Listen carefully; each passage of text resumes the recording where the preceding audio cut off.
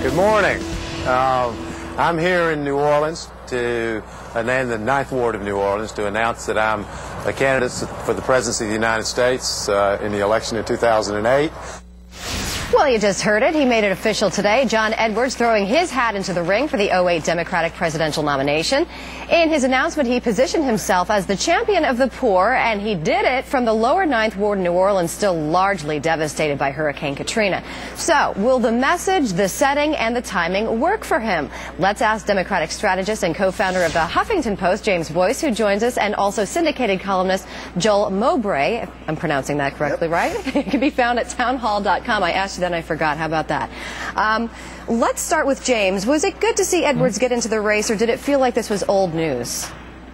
Well, I don't think it's old news at all. I think that obviously the 2008 presidential campaign is starting early. John Edwards was prepared to run. He brings a strong progressive message to 2008. He's very concerned with cutting troops in Iraq, cutting poverty here at home, and cutting global warming. And I think he was ready to go, and he put his hat in the ring today, and it's good for the country.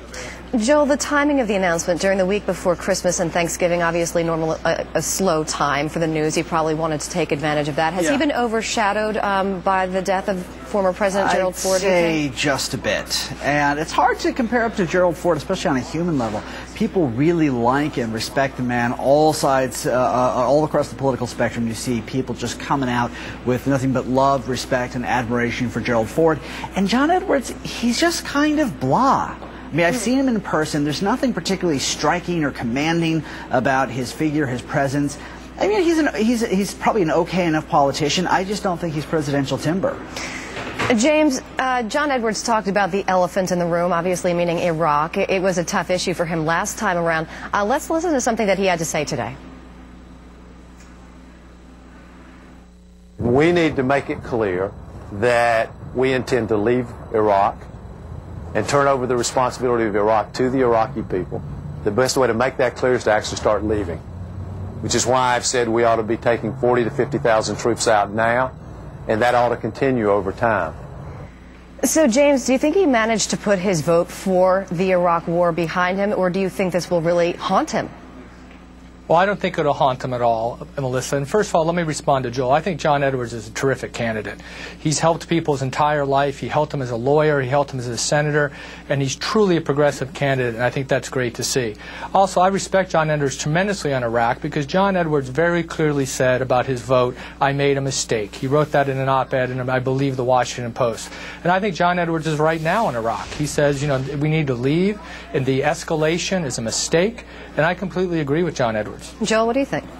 Well, I think he's no John Kerry, and so for that, you know, he probably will know how to handle the question of Iraq. And it's not even a difficult thing. Just say, look, you know, I made a mistake, or we know more than we did back when I made the vote. You know, there are plenty of ways to get out of it handily, and I think Edwards will handle that fine. But again, you know, you look at 2004, and he just didn't cut an impression with the voters. I guess he felt like John Kerry felt like the two of them had better hair, so it was going to be a great tandem, and there was no sizzle, no spark, and I just don't see people rallying to Edwards this time around when you have Hillary, Barack Obama, and maybe others. There are a lot of dynamic personalities, that's for sure, but we will see, won't we? Thanks to both of you. Appreciate it. James Boyce and also Joel Mowbray. Thank you very much. Got it right that time. Thank you. Well, cars and bumper stickers go together, right? Well, apparently not when the car is a NASCAR and not when the sticker is political. Check this out. The Federal Elections Commission just went after race car driver Kirk Shelmerdine because he put a Bush Cheney sticker on his car back in 2004. Well, it turns out that since space on race cars is sold to advertisers, Shelmerdine may have inadvertently given the Republicans a campaign contribution that he did not report. The former commissioner of the FEC issued a double-edged statement of support, saying the value of Shelmerdine's bumper is far below the $250 limit. Let's talk to Democratic strategist and original contributor to the Huffington Post, James Boyce, and also syndicated columnist Joel Mowbray. His columns can be found at townhall.com. All right, guys, does anybody here know what a NASCAR bumper is even worth? No idea. This is the absurdity of what the FEC is trying to wade into now. You look at this, you look at the blogosphere. The FEC is going into, I hate to say, uncharted waters. You're going to get goofier and goofier decisions handed down as the years go on, and people are eventually going to throw up their arms and say, okay, Congress, do something, and then we're really going to be in trouble. James, what do you think? Well, totally out of left field? Well, I think what's interesting is that, as anyone who's been to a NASCAR race knows, NASCAR drivers literally spend their careers going around in circles. So it was a logical place for a Bush Cheney bumper sticker. Now, whether or not it was appropriate, I'm not sure. But actually, I agree with Joel. I think that with over $2 billion spent this last election cycle, there's far more important things that I wish the FEC would be looking into than a bumper sticker on the back of a last-place clunker. Joel, no secret, NASCAR does skew Republican. I mean, we know that. Won't they be trying to court this crowd? Yeah, I assume they will, but then again, if it skews Republican, I'm not sure how much good a Bush-Cheney bumper sticker does. Talk about preaching to the converted. I just don't think you're going to win over Congress and go, oh my gosh, Ma, did you see the bumper sticker? We should vote Bush Cheney now. I don't see it. I also think, you know, these drivers do turn left. So I think, you know, Jim Webb didn't win in Virginia without some NASCAR support. So, you know, I think that a Bush Cheney bumper sticker on this car may or may not have been a great idea, but I think Joel's right again. I don't think it's going to make a big difference. Well, James, what do you think that it will scare Democrats away from trying to court the so-called NASCAR dads for themselves? Oh, no, I think the NASCAR dads are converting themselves to the Democratic issues like Iraq. And, you know, John Edwards was an elected senator in North Carolina.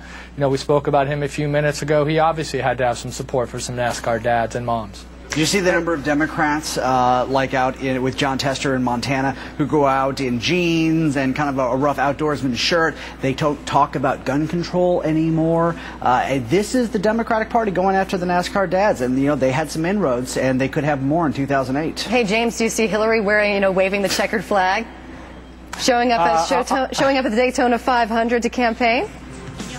Maybe she will. I'm sure she'd be welcome. Joel? Yeah, I'm sure she'd be very welcome. Now, that's probably not the venue for her. Some Democrats might be able to pull that off. I just don't think Hillary's one of them. All right. My thanks so much to both of you. James Boyce of the Huffington Post and syndicated columnist Joel Mowbray. Good luck to both of you, and happy holidays to everybody who's watching, of course. Stop financing terrorism. Join Terror Free Energy Coalition. Visit www.terrorfreeoil.org.